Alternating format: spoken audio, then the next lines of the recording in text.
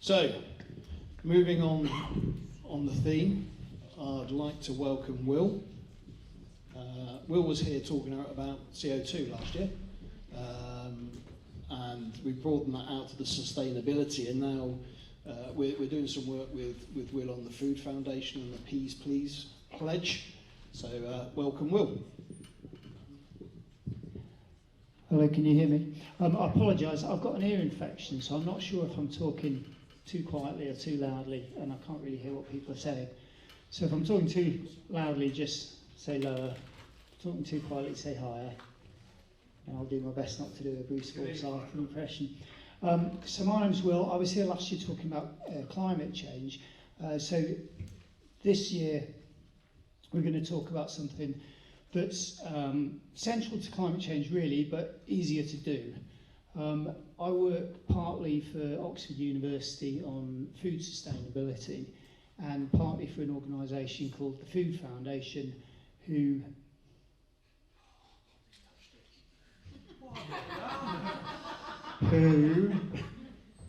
you'll never find out now. Thank you. So the Food Foundation who are an organisation based in London, and they work with governments and businesses to help people to eat healthier and more sustainable food. So a lot of talk about food waste and reporting on things like nutrition and allergens. And actually, I'm going to reverse engineer a segue into this bit, because the main work I'm doing is with a lot of the banks and the investors and the local authorities who are increasingly wanting catering and food service to be able to report that they're serving food that's good for our health and good for the planet. And a lot of that is things like food waste, responsible sourcing of seafood and palm oil, etc., etc. It's kind of complicated, isn't it? And sometimes difficult to manage. But as a sort of plug for Saffron, actually, the traffic light stuff that's there is something that we repeatedly get asked about, is what regulations are coming up that would say that if you want to provide food service to a local authority or for it to a government, you'd in the future have to prove that X percentage of your menus have no red traffic lights, for example. And through systems like this, it'd be dead easy to do. But there's an elephant in the room about all of this sustainability and health stuff, and that's the humble vegetable. Because vegetables have got lower environmental impacts than meat and fish and dairy. Their vegetables are super healthy, they're packed full of good nutrients, and adults should be eating about, is it saying 3.5 portions of veg a day, and that's 80 grams a portion. Kids should be eating the same, but it's a 50-gram portion, and that's as fancy as my presentations get. 80% of kids are not eating enough veg. 95% of teens. Has anyone got teenage kids? They don't eat enough veg, do they? And we didn't when I was a teenager either. But it's getting worse. We're eating less of the veg that we should be doing. And 80% of adults, it's not all the kids and the teenagers, 80% of adults aren't eating enough veg. And this has been a challenge forever. The 5-a-day government scheme's been going for years and years and years, and it's not really made much impact.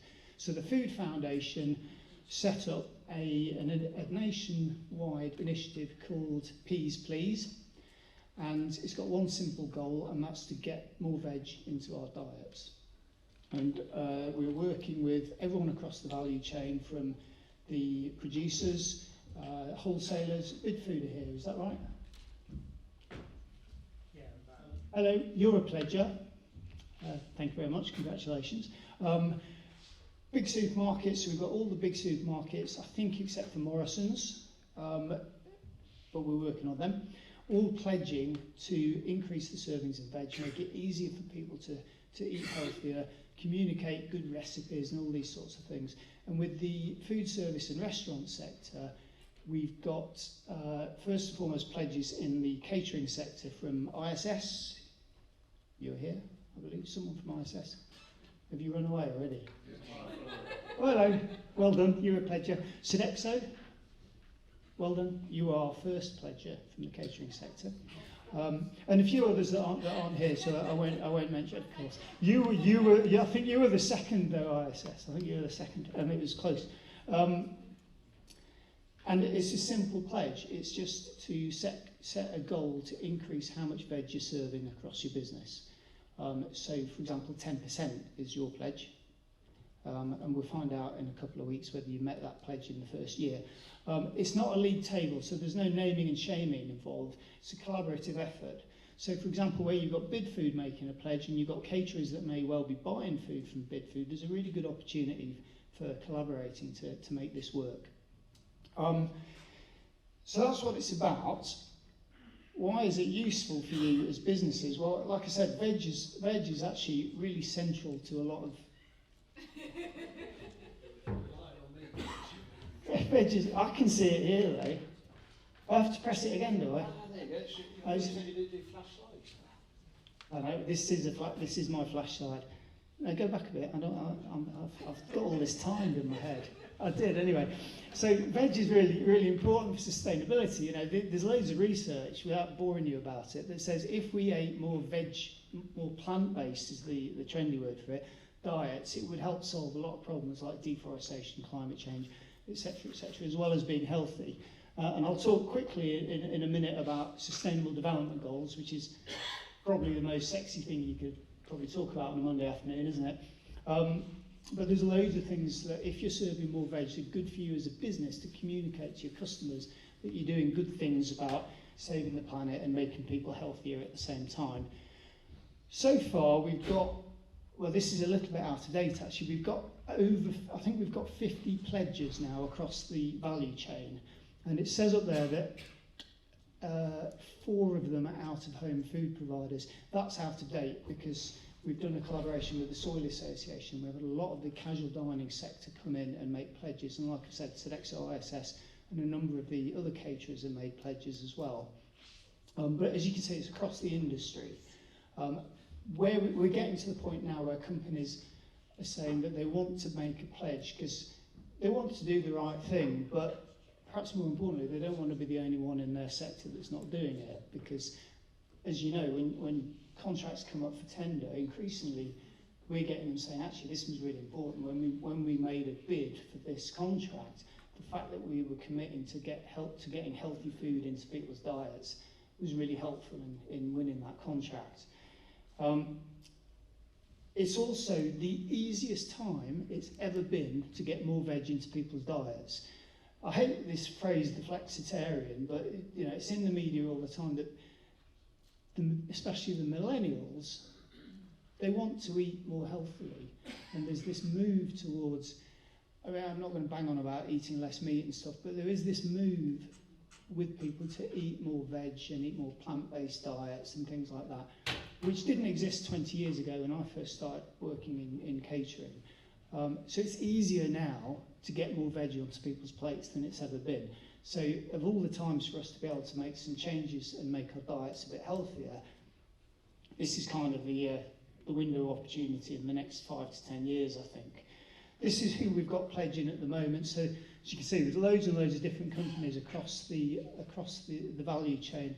Everyone from people like Lidl, and then Sodexo, you in there, ISS, you in there somewhere. And then we've got a load more that actually have just recently pledged that have not made it onto here because they haven't sent us the logos yet. But it's becoming a movement across the sector. Why does it matter? What are the advantages for you as a company? Well, I'm not going to try and sell the idea that veg is cheaper than meat, so if you get a bit more veg onto your catering, then it's going to save you money. I'm not going to go down that road because it's not really about that. But actually, we did some work with PricewaterhouseCoopers, and they do a lot of work with companies about how do they market what they're doing about sustainability and things like that.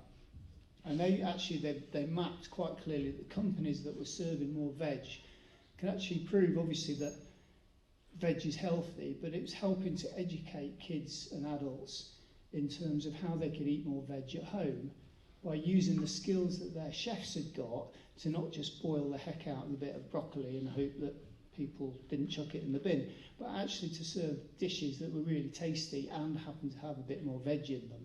So not vegan stuff, it doesn't have to be all of that, but just a bit more veg through the salads, through the mains and stuff like that. And it helped them to control food waste, because once you get people eating a bit more veg, then they were doing things like making veg smoothies in the school canteens. So the veg that they maybe weren't going to use, they can make it into a really tasty smoothie, make something fun out of it for the kids in the school catering, and actually control their food waste. It's a massive part of climate change, weirdly. If you're serving more veg, the climate emissions of the food you're serving will be much lower. They found it quite good to engage, especially with schools, make it fun. Did anyone see the Eat Them to Defeat Them advert campaign that was on the telly? So that was a spin-off from this Peas Please work, where ITV ran these campaigns about getting kids to eat more veg. And they're looking, I can't promise anything on this, but they're looking next year to do it with caterers. So there'll be loads of, it's a horrid word, but loads of merch to make veg quite exciting in your school canteens and things like that. And use it as a way to help families at home eat more healthily as well. And obviously it's more healthy if you've got dishes with loads of veggie in. Generally speaking, there's loads of nutrients anyway, but you're less likely to have too much fat and stuff like that in the dish as well. And it can help with your food waste. Here we are again. So right, here's the bit about sustainable development goals. So getting healthy food into people's diets is recognised by all the way up to the United Nations as being an important part of reducing global hunger. There's I can't see this on here, and I can't quite see it on there because I'm not tall enough to peer around. Does that say something about well-being? Good health and well-being. Thank you. Good health and well-being, it's a bit no-brainer with veg. The education bit, about communicating with people. And there's a big push within Peace Please and the Sustainable Cities movement. Winchester, Winchester's a sustainable city, isn't it? So Peace Please is collaborating with Sustain, who run Sustainable Cities, because they have veg cities where the whole city is trying to get more veg into people's diets. So there's this piece around, actually, it's not just about what you do as a business, but what is your place in the community that you operate in. And responsible consumption, obviously. Climate change, eat more veg, good for the planet. Life on land. Broccoli has never caused any deforestation, as far as I'm aware. So it's quite good for life on land, which is one of the big sustainable development goals. And partnerships, because like I said, partnerships between, for example, ISS and Bidfood to make sure that you can maximise the opportunity there. There's another one that's not here. There's a sustainable development goal, life under the water or something like that, which is about sustainable seafood. Again, I'm not aware of broccoli ever causing any overfishing problems, so you could probably claim that one as well. Now, when it comes to these pledges, we've got about 50 pledges and we're only taking 100. So there's a closing window of opportunity for caterers to make pledges. So I'm not going to hold you all to it now and say, right, let's try and get 50 done today. But what Andrew and I thought was, if you're interested in making a pledge, contact Andrew and we would run some am I talking you into a load of trouble there? And we'll run some webinars between us to talk through, firstly, what's involved in the pledge. It is dead easy. You just make a commitment to increase your servings of veg. And the easiest way to report that is obviously through your procurement, which is where Saffron can help, or through your menus, which is where Saffron can help. So we thought a webinar for people who are interested would be a good way, rather than me giving you my email address and you just emailing me separately, actually just do a webinar and then we say, right, is it going to work for 5 or 10 of you? Great, let's get a pledge done. And this is just the last slide, this is what PricewaterhouseCoopers have found, and this is where doing something concrete using a system like Saffron can be really powerful, I think. 72% of companies prattle on about how sustainable development goals are really important to them, etc., etc., etc. And they tell their clients about it, but only 23% of companies actually can give real information on this is what they're doing. Now, making a Peas Please pledge is a really concrete way of doing that, because it ticks so many boxes about the environment, about health, etc., etc. And it's really easy for people to get their heads around. You can say, well, we've increased the servings of veg in our business by 15%, and that's the same as 2.5 million portions of veg every year. No one is ever going to argue with that as a good thing to do. And the business costs for you are so marginal, aren't they? Because if you're getting more veg into people's diets, it's not like you've got to buy a load of new kitchen equipment, etc., etc. Increasingly, chefs, those of you working training, increasingly chefs are starting to want to be trained more in cooking more fancy veg and making veg a bit more, I hate the word, but make veg a bit more sexy. Feels a bit weird saying that, but so quick show of hands, who's quite interested in making a pledge? There's a caveat. I've been told if I don't come home with 5 pledges, then I'm not allowed to go to work tomorrow. So at least 5 people put your hands up, and I can take a photo of that, and then I'm home dry. The good thing about these pledges is actually you're doing everything that you need to make that pledge. You're doing that now through your recipes, through your menus, through your procurement. You just need to do a little bit of work, see how you're configuring your system and how we report upon it. But that's easy. You've done it. And I think if you see, understand what Will's been saying then, is that your own organisation, your clients' organisations, or the authorities within where you operate will all be focusing on this now and over the next few years. Yeah? So you could be at the leading edge of this just by doing what you're doing. And back when I was operational, if I could tick a box and so that I was being innovative, leading the market, I'd tick that box because I don't have to change anything I'm doing. So I know you're shy, you may not want to put your hands up. A few of you have, fantastic, taking photographs. You're one of us now. We'll Photoshop your arms in. No, joking apart, think about it. Like I said, we're going to set up a webinar with Will. We can have a chat about it. You can obviously contact Scott, me, Mark, ask any questions, and we can talk around your specifics. But I would really encourage you to do this because it is going to become a legal requirement, I would imagine. It's not far behind the labelling, the health and well-being, sustainability is going to be something that you're going to have to report upon more. Yeah, certainly. I mean, Andrew, you were at the session we had where someone from Public Health England was presenting, and they were saying that they're revising government standards for food service. So public procurement in the future, they're starting to think, well, we need to be setting standards to say if you want to serve food in these facilities, in these centres, you need to be committing to X amount of veg, and your menus need to be meeting these targets. And it's not going to be just about fat, salt and sugar and the traffic light stuff, which you can already do. It's going to be much more broader in terms of the food you're serving is just healthy from day one. I think that's... Yeah, there's 2 questions. One, is there a cost to a pledge? No, absolutely free. And we do run some events throughout the year where we get all the caterers together in a room and collectively solve problems. We also do quite a lot of PR stuff with companies where we'll get articles in the caterer and stuff like that celebrating, we've had 10 great pledges from these companies, that sort of stuff. So no cost, just a bit of love.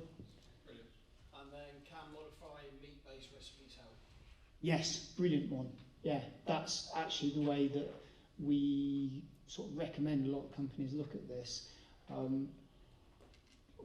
Years ago I did some work with caterers when they introduced things like meat-free Mondays because it would be good for the planet and health and all that sort of stuff. And if they got it slightly wrong, they'd find they'd get a bit of a food waste problem on Mondays. Whereas when they actually looked at some of their recipes and said, well, you know what, we can get 40 grams more veg into this chicken dish and no one's even going to notice, let alone grumble. If you're selling that to 500 people, well, that's 250 extra portions of veg that day that you've served without doing anything. And I imagine that will be quite good on your profit and loss as well. Okay, and the last one, why only 100 pledges? Because what we want is impact. So we have in the past had some companies that have made a pledge, because it's easy to make a pledge, and they've not really done anything. And we've then got into a slightly embarrassing situation when we've had to say to them, we don't really think you're taking the pledge very seriously, actually. And you know, no one wins from that. Whereas actually when we say, right, 100 pledges, is, apart from the fact it's a nice number, it's easier to say to people, these pledges have got to matter, you've got to be up for it. Saffron, Fretwell Downing are a pledger, by the way, so I forgot to mention that at the start. They're the only hospitality solutions company that is pledging to this, so hats off.